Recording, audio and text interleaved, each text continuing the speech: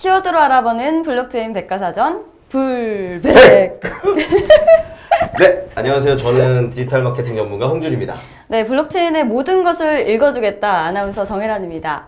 네. 네. 불백이 뭔가요, 이거? 네, 지금 아까 간단히 설명했듯이 저희는 이제 이게 블록체인을 이해하려고 하면 알아야 되는 키워드가 되게 많잖아요. 네. 그래서 최소한 100개의 키워드를 백과사전처럼 자세히 알려주겠다. 네. 라고 해서 이제 불백이라는 이름을 정했고, 네. 그 아나운서께서 그 키워드에 해당하는 내용들을 충분히 잘 읽어주시면, 네. 그거에 대해서 제가 필요한 경우에 또 설명드릴 말씀을 드리겠다. 네, 저희가 한 10분 내외로 해가지고 네네. 짧게 이렇게 짧게. 한 5개 정도 뽑아봤어요, 키워드를. 네. 그래서 쉽게 설명을 해드리면서, 네. 읽어드리면서 네. 초보 단계죠. 초보 네네네. 단계로 설명을 해드리도록 네네. 하겠습니다. 바로 그러면 들어가 네, 바로 볼까요? 들도록 네, 첫 번째 할게요. 키워드. 네.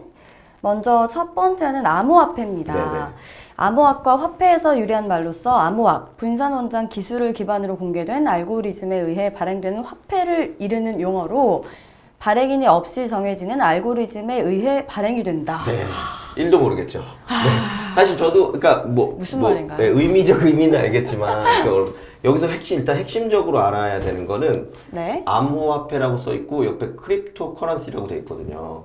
그래서 이게 우리가 맨날 가상화폐라는 말로 한국에서 얘기 많이 썼는데, 가상은 영어로 한다고 하면 버추얼인데, 가상으로 만들어진 모든 화폐 재화는 사실 이전에도 우리가 많이 쓰던 것들이 있었어요. 뭐 이모티콘을 판매하는 거라든지, 소위 말하는 그 싸이월드에 쓰던 도토리 이런 거 있잖아요. 그게 다 가상이었어요. 가상으로 화폐처럼 사용한 거였으니까. 근데 그것과 성격이 모호해지기 때문에 네. 크립토 커런시란 말로 쓰는 게 명확하다는 거고, 이제 그 말에 대해서 풀어져 있는 말이라고 보시면 되는데, 결국 크립토의 핵심 의미는 이 화폐가 암호화되어 있다. 그래서 암호화폐라고 쓰는 게 중요하다라고 말씀드리고요. 디지털 화폐 뭐 일종이라고 그렇죠. 생각하시면 디지털 되겠네요. 화폐의 일종인데 반드시 암호화된 화폐다라는 의미를 담고 있다고 보시면 되고, 더 깊이 들어가면 이게 네.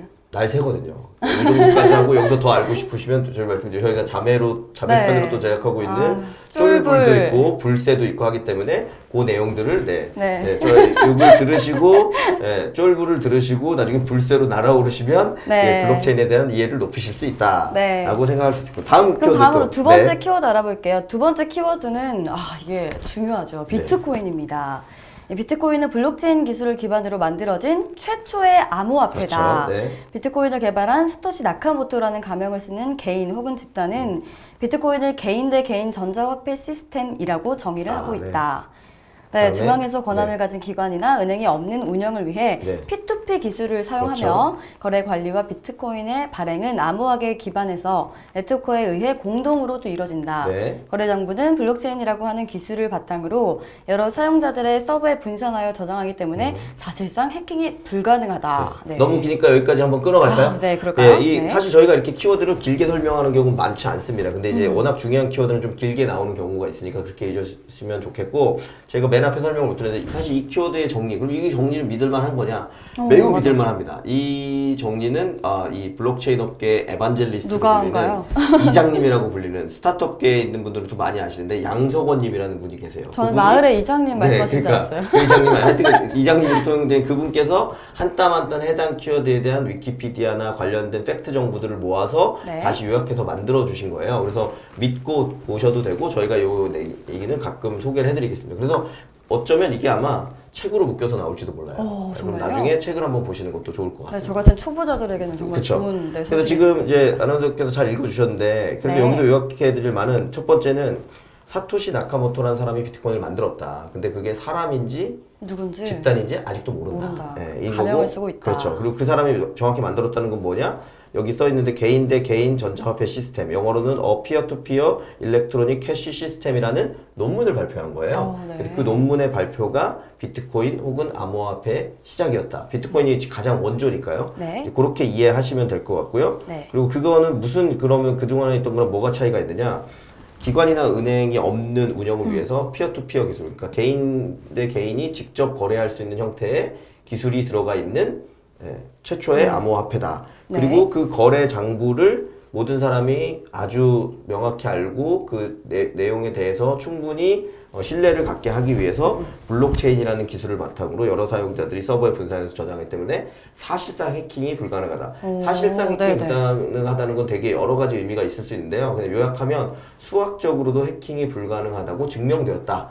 정도로. 네, 그럼 그게 수학적으로까지 증명됐다. 우리가 1 플러스 1이 왜 2냐라고는 인정하고 넘어가잖아요. 그쵸. 네, 근데 그런 수준까지 신뢰도를 확보했기 때문에 이제 화폐라고 불리고 있다라고 얘기하시면 될 것 같습니다. 되겠습니다. 네, 내용이니까 또 넘어가서 그다음에 일반 화폐는부터 읽어주시죠. 또. 네, 일반 화폐는 중앙은행에서 발행하는 반면 비트코인은 발행 주체가 없이 컴퓨터를 이용해 암호화 문제를 풀면 비트코인이 일정량 만들어지도록 설계가 되어 있다. 그렇죠. 이를 금광채굴에 빗대어 채굴이라고 한다. 네. 비트코인은 향후 100년간 발행될 화폐량이 미리 정해져 있고 2,100만 개까지만 발행이 된다라고 하네요. 네, 그리고 2008년 10월 사토시 나카모토라는 가명을 쓰는 개인 혹은 그룹이 개발하여 2009년 1월 프로그램을 오픈소스로 배포하였다. 비트코인의 화폐 단위는 BTC라고 하네요. 네. 그래서 요 끝에 거부터 해좀 BTC라고 BTC라고 얘기하면 보통 비트코인을 지칭한다고 보면 되고요. 왜 그 주식이나 이런 게 상장되고 나면 거기 어떤 이게 예명 같은 걸 넣어서 부르잖아요. 그런 것처럼 이 암호화폐들 다 예명이 있습니다. 그래서 비트코인은 BTH, 뭐 이더리움은 ETC 이렇게 영어 세 글자로 줄여서 부르고 있고요. 그거라고 보시면 될 것 같고 그 위에 이제 읽어주신 부분은 그래서 결론적으로 아까 말씀드린 것처럼 비트코인은 이렇게 화폐로 인정받아 진행이 되고 있는데 이후에 뭐가 어떻게 되느냐. 아까 채굴이란 말이 이 채굴이란 말은 뒤에 또 나올 거기 때문에 채굴이란 말이 결국 비트코인의 그 암호화폐로서의 가치를 유지해주는 행위를 하는 사람에게 일부 보상이 돌아가고 있다. 그게 이제 보통 인센티브 시스템이라고 부르게 되는 거고요. 여기서 그런 것까지는 다 어려우니까 알지 말고. 네, 어렵고요. 네. 비트코인은 총 2,100만 개까지 2,100만 개까지만 가능하다. 그리고 향후 100년간 발행될 화폐량이 결정되어 있다. 요것만 기억하시면 될 것 같고요. 그리고 또 제가 궁금한 게 있는데 전 세계로 화두가 되고 있잖아요. 비트코인이. 뭐 미국에서는 어떻다, 중국에서 어떻다, 일본에서 어떻다 이런데 우리나라에서 지금 비트코인은 어떤 시각으로 바라보고 있나요? 그 시각은 워낙 또 제가 정부 관계자는 아니기 때문에 좋은 시각도 있고 나쁜 시각도 있고 얼마든지 여러 가지 시각이 있을 수 있죠. 근데 핵심적으로는 어쨌거나 그 각 국가에서는 이게 그 바람직한 방향으로 정부에서 통제를 하면서 사용자들이 혹은 국민들이 잘 이용할 수 있느냐의 관점에서 보면 미래 가능성이 있는 기술적 발전이나 어떤 신용사회 확장의 가능성이 있는 거에서는 긍정적으로 보고 있는 거고 다만 그게 지금 너무 투기적으로 이루어진다거나 내가 어제 샀더니 오늘 뭐 10%가 올랐대 100%가 올랐대 누구는 100배 올랐대 주변에 친구도 있잖아요. 그렇게 투기로 몰아가는 거는 문제가 있다. 게다가 이 비트코인 하나만 암호화폐가 있는 게 아니라 암호화폐가 너무 자고 일어나면 막 생겨나고 있거든요. 그래서 이런 코인들이 순기능을 하는 경우도 있지만 그 역기능을 하는 경우도 있고 악순환을 일으키는 경우도 있기 때문에 그런 거에 대해서는 뭐 주의와 긴장의 시각을 가지고 있다 정도로 보시는 게 좋을 것 같고요. 다만 기술 기반의 미래 가능성이 있는 부분들도 분명히 있다. 이 정도로 보시면 될 것 같습니다. 맞습니다. 넘어가겠습니다. 세 번째 넘어갈게요. P2P 아까 위에서도 또 말씀해 주셨는데 중앙 집중식 관리 시스템을 사용하지 않고 상호 연결된 노드 혹은 피어들이 서로 간의 자원을 공유하는 네트워크라고 정의가 되어 있습니다. 아주 깔끔하게 잘 읽어주시네요. 그래서 아까 그 비트코인 분산 환경이라는 부분에서도 표현이 됐듯이 피어 투 피어 네트워크이라고 해서 중앙에 서버를 두고 그 서버를 통해서 모든 정보를 오고 가고 하는 게 아니라 각 사람들이 가지고 있는 PC들 자체가 마치 분산화된 서버처럼 존재를 해서 너도 주인이고 나도 주인이고 우리 모두 주인이어서 그 주인의 개념을 가지고 그 어떤 정보나 이런 것들을 주고받는 데 있어서 아까 문제가 없는 암호화 뭐 알고리즘 그런 것들을 신뢰받을 수 있도록 만들어서 했다라는 게 중요하다. 그리고 그런 시스템을 이용하고 있는 게 P2P다 정도의 이름을 모든 컴퓨터가 서버 클라이언트 기능을 한다. 다음 나옵니다. 블록체인 나옵니다. 블록체인 P2P 네트워크에 참여하는 모든 노드에 의해 거래 내역이 공유되는 공개된 분산 원장을 말한다. 다른 말로 분산 거래 장부라고 이르기도 한다. 거래 내역이 담긴 블록이 사슬처럼 연결되어 있는 구조로 되어 있다. 블록체인에 기록된 거래 내역은 누구나 쉽게 열람할 수 있으며 블록체인에 기록되는 거래 내역은 암호화를 거친 이전의 모든 거래 내역과 연결되어 있다. 한번 블록체인에 기록된 거래 내역은 이전의 모든 거래 내역을 수정하지 않는 이상 위조 그리고 변조가 불가능하다라고 하네요. 이거는 사실 이미 읽어주신 내용이 다예요. 뭐 더 설명드릴 것도 사실 없는데 그러니까 요약하면 핵심은 블록체인은 특히 비트코인에서 얘기하는 블록체인은 공개된 분산 원장이다. 그리고 그 분산 원장을 그러니까 쉽게 얘기해서 거래 장부인 거죠. 그 거래 장부를 누구나 열람이 가능하다. 그리고 아무도 조작이 불가능하다. 그러면 이제 믿을 수 있는 거잖아요. 근데 보통 화폐라는 게 가장 기본적으로 그런 기능을 갖거든요.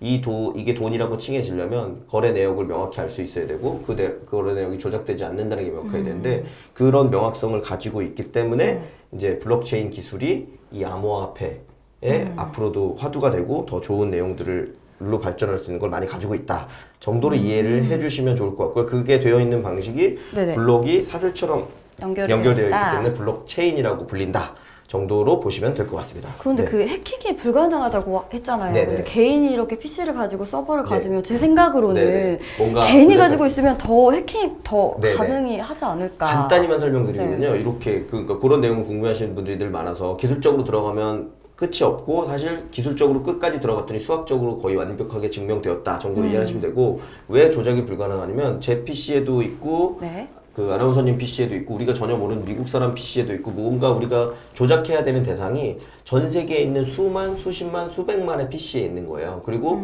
그 중에서 하나의 PC인 그럼 내가 이 아나운서는 컴퓨터를 잘 모르니까 이 사람 걸 조작해야겠다 라고 하면 그 내용이 그 앞에 있는 다른 사람의 PC, 그 뒤에 있는 다른 사람의 PC에도 여기에 예를 들면 뭐 10,000개의 거래장부 내용이 있었다. 그럼 그 전에 10,000대의 PC에도 있는 내용을 똑같이 동시에 해킹을 해야 되는 거예요. 그러면 동시에. 10,000대의 PC를 뭐 한국에 있는 거, 나이지리아에 있는 거, 일본에 있는 거를 동시에 해킹해서 그 모든 장부가 다 내가 원하는 숫자로 조작한다는 것은 실질적으로 이론적으로 불가능하다는 거죠. 그걸 다 조작하려면 내가 전 세계에 있는 PC를 다 가지고 있거나 전 세계에 있는 PC를 다 가지고 있는 걸 조작할 만큼의 엄청난 뭔가 뭐 에너지 파워 기술적인 거라든지 파워를 가지고 있고 이렇게 돼야 되기 때문에 예를 들면 그렇게 해서 내가 해킹해서 얻을 수 있는 게 예를 들면 뭐 100원이다. 네. 근데 그렇게 해킹하는데 드는 돈은 한 1억 드는 거예요. 그럼 아무 의미가 없는 거잖아요. 그렇기 때문에 이론적으로 해킹이 불가능한 정도로 이해를 하시면 될 것 같습니다. 해킹이 네. 불가능하다는 네, 점. 네. 네, 다음 또 마지막. 마지막. 네, 암호화폐 거래소. 암호화폐 거래소는 사용자들이 비트코인 등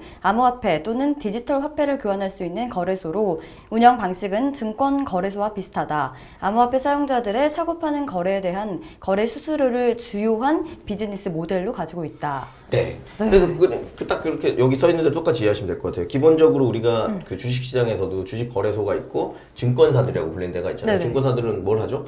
주식을 거래하게 해주고 거기서 이제 내가 삼성전자 주식을 샀어. 상장시키고, 네. 그러면 수수료를 일부 떼죠. 네네네. 그리고 뭐 나라에 세금도 내고 그렇게 하는 것처럼 거래소는 암호화 화폐라고 하는 비트코인, 이더리움, 뭐 한국에서 만든 무슨 아이콘도 있고 여러 가지 그 코인들이 있잖아요. 그 코인들을 미래 가능성이 있다고 생각하는 사람들은 사고 이제 나는 돈을 뭐 벌었거나 아니 미래 가능성이 없다고 하는 사람 팔잖아요. 네네. 사고 파는 걸 서로 매개해 주는 거죠. 매개해 주면서 거기서 일부 수수료를 발생시키고 그 수수료로 수익을 얻는. 그런데 이제 아시겠지만 작년 하반기에 한국에서 워낙 그게 광풍이 불면서 네. 뭐 빗썸이라는 거래소라든지 업비트라는 거래소, 코인원이라는 거래소 이런 그 인기가 많은 거래소들은 돈을 뭐 수백억, 수천억 벌었다라고 해서 거래소에 취직했어야 되는 게 아니냐라는 말이 나올 만큼 난리가 났었고 뭐 거래를 좀 하셨으면 거기에 일조하셨던 거 아닌가요? 아유, 아닙니다. 아유, 제가. 네, 알겠습니다. 한숨인 걸 보니 요즘 상황이 별로 안 좋으신 것 같군요. 다음. 이렇게 해서 오늘 첫 시간에 5개 키워드를 읽어주시고 제가 좀 설명도 해드렸는데 어떻게 보셨는지 모르시고. 궁금하기도 하고요. 근데 이제 시간이 10분을 좀 넘었는데 네. 다음번부터는 10분 이내로 저희가 짧게 좀 제작을 하도록 하겠습니다. 네, 감사합니다. 감사합니다.